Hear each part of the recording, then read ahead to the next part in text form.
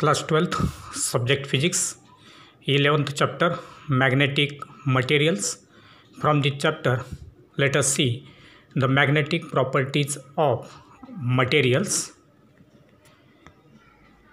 The behavior of a material in the presence of external magnetic field will classify the materials into three different groups such as diamagnetic materials, paramagnetic materials and ferromagnetic materials.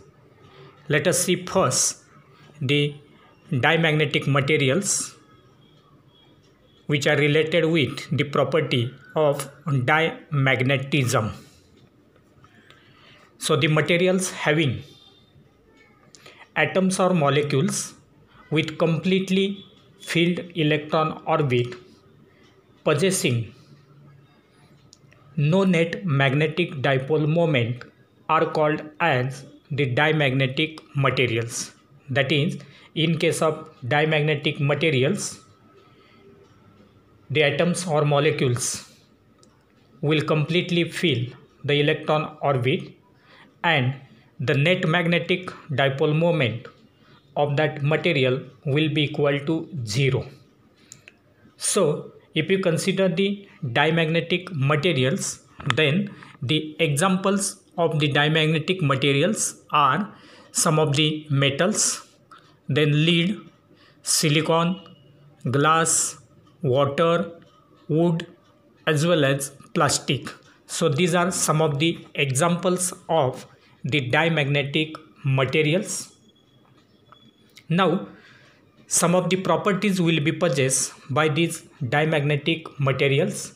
Let us see some of the properties. When diamagnetic materials are placed in non-uniform external magnetic field, then they move from the stronger part of the magnetic field to the weaker part of the magnetic field. That means these materials, that is diamagnetic materials, are weakly repelled by the magnet.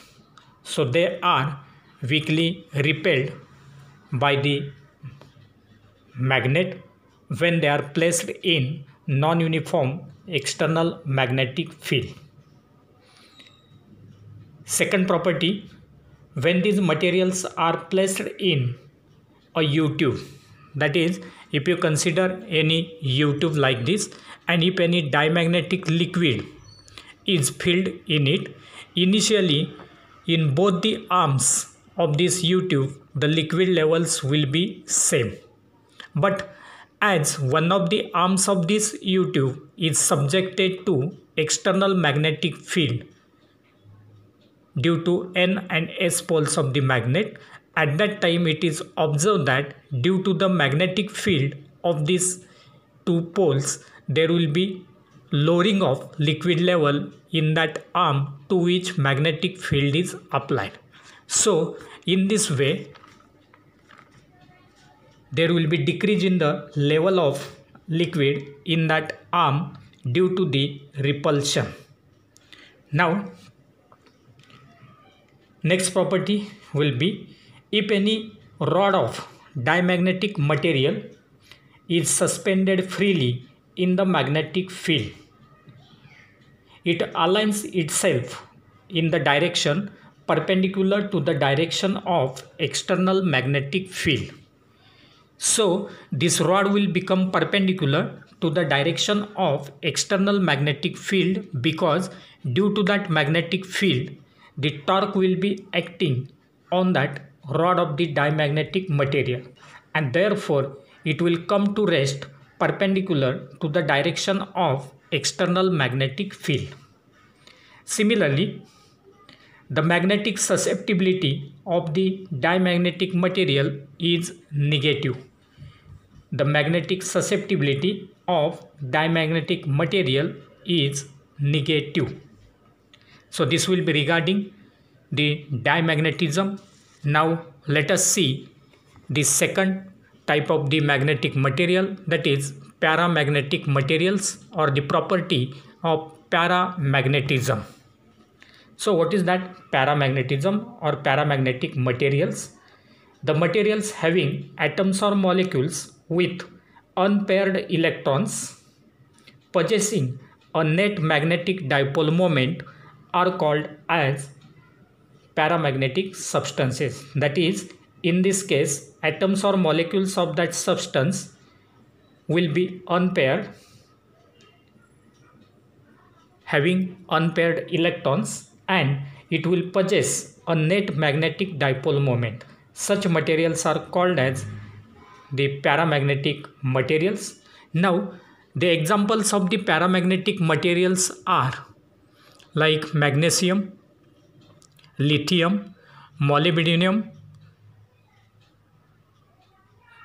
tantalum, similarly MnSO4 as well as oxygen, etc. So these are some of the examples of the paramagnetic substances. Now, if you consider these paramagnetic substances, they will also possess some of the characteristics or properties. Now, what are these properties? Let us see. The net magnetic dipole moment of the paramagnetic material is 0 in the absence of external magnetic field. So similar to that of diamagnetic materials, in the absence of magnetic field, external magnetic field, the net magnetic moment of the paramagnetic materials is also 0. Next, when these materials are placed in non-uniform magnetic field, it tends to move itself from weaker part of the magnetic field to the stronger part of the magnetic field. So these materials will move from weaker part of the magnetic field to the stronger part of the magnetic field. This shows that these paramagnetic materials are weakly attracted by the magnetic field. Similarly, when a paramagnetic liquid is now filled in the arms of the U-tube like this, then initially without applying external magnetic field, the liquid levels in both these arms will be the same. But if one of the arms is subjected to external magnetic field due to these N and S poles, at that time it will be observed that the liquid level in that arm of the U-tube will rise. So there will be increase in the level of liquid level due to the attraction. So the next property will be that if a rod of paramagnetic material is freely suspended in magnetic field, it aligns itself in the direction parallel to the direction of external magnetic field. So in this case, that rod will come to rest parallel to the direction of magnetic field, and it shows that there is attraction between that material and the magnetic field. Similarly, the susceptibility of these materials, that is paramagnetic materials, is positive and small. Now let us see related with the magnetization of the paramagnetic materials. The magnetization M in a paramagnetic material is directly proportional to applied magnetic field B and is inversely proportional to the absolute temperature. The magnetization M in a paramagnetic material is directly proportional to the applied magnetic field B and is inversely proportional to its absolute temperature T. And this is known as Curie law. Now, in this case, as stated, the magnetization M will be directly proportional to magnetic field B and inversely proportional to absolute temperature T. Therefore, M will be equal to, removing that proportionality sign, constant C is taken, C into B by T, where C is called Curie constant. there, but we know that B is equal to mu 0 H. The magnetic field and magnetic intensity are related as B is equal to mu 0 H, and therefore M will be equal to C into mu 0 H upon T. Now we know that the ratio of M and H, that is M by H, is nothing but the susceptibility C, that will be nothing but C into mu 0 upon T. But we know that in terms of relative permeability, the susceptibility is equal to mu r minus 1, and that will be equal to C into mu 0 upon T.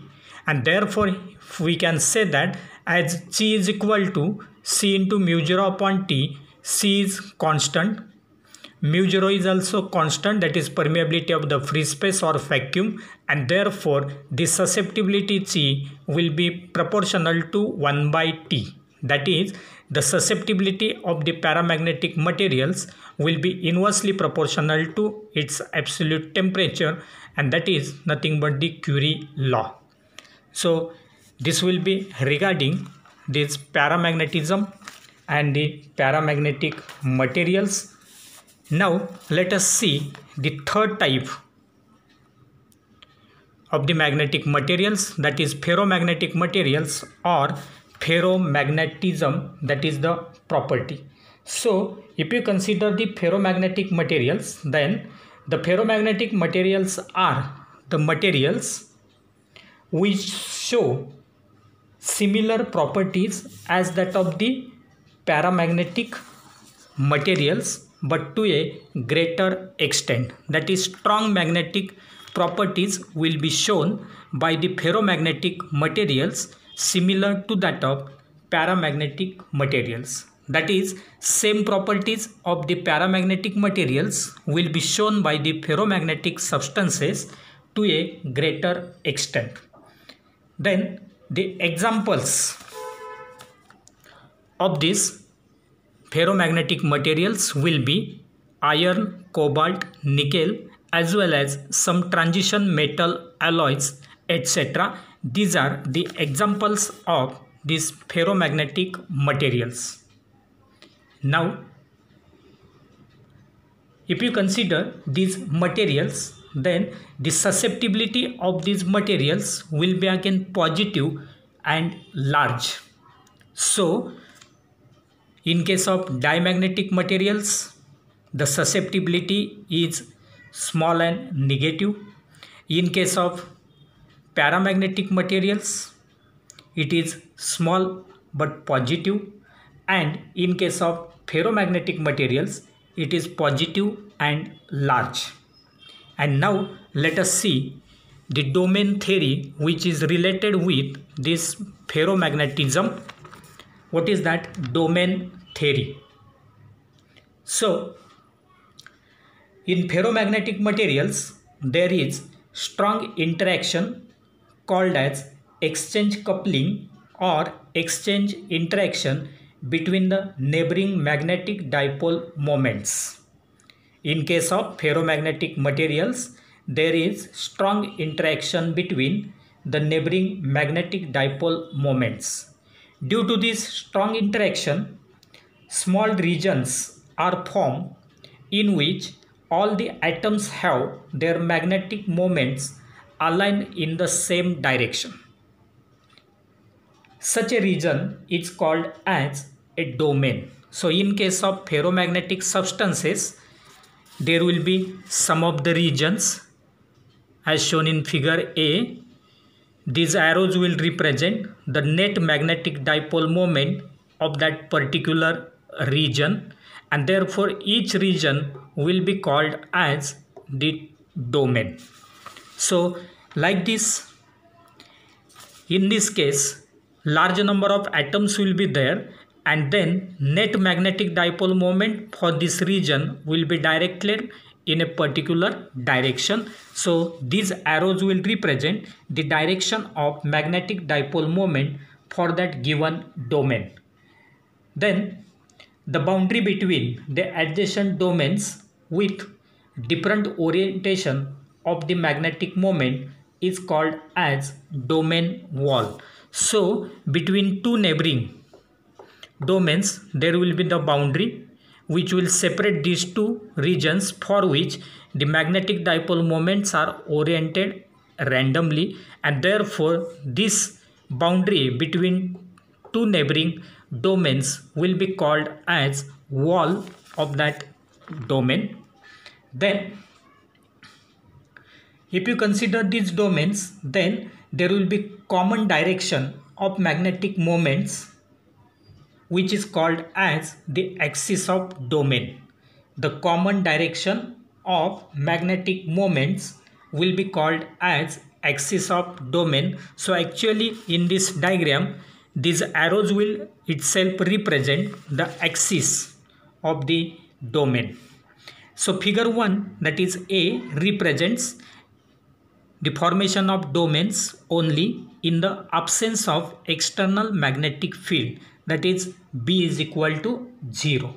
And therefore in the second case, that is in diagram B, the magnetic field B will be applied, and therefore A is in the absence of magnetic field, B will be in the presence of magnetic field.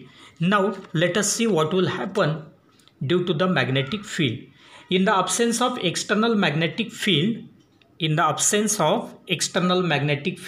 as shown in figure A, the domain axis of different domains are oriented randomly. So these arrows are oriented randomly, resulting in the net magnetic moment of the whole material to be 0. So all these magnetic dipole moments are randomly oriented, and if you find out the net magnetic dipole moment for that substance or that material, then all these will get cancelled with each other, and therefore net magnetic dipole moment will be equal to 0, even if the magnetic material of the magnetic moments of individual domains are non-zero. Even though these magnetic dipole moments for individual domains is not equal to 0, but when they are added together for the whole substance, at that time the net magnetic dipole moment will be equal to 0. Now let us consider the second case, that is as figure B. When an external magnetic field is applied, the domains try to align themselves along the direction of applied magnetic field. So the applied magnetic field is directed towards right, and therefore all these axes will try to align them in the direction of this magnetic field. So in the presence of the magnetic field, all these axes of the domains will align in the direction of magnetic field. The number of domains aligning in that direction increases as the magnetic field is increased, and therefore when sufficiently large magnetic field is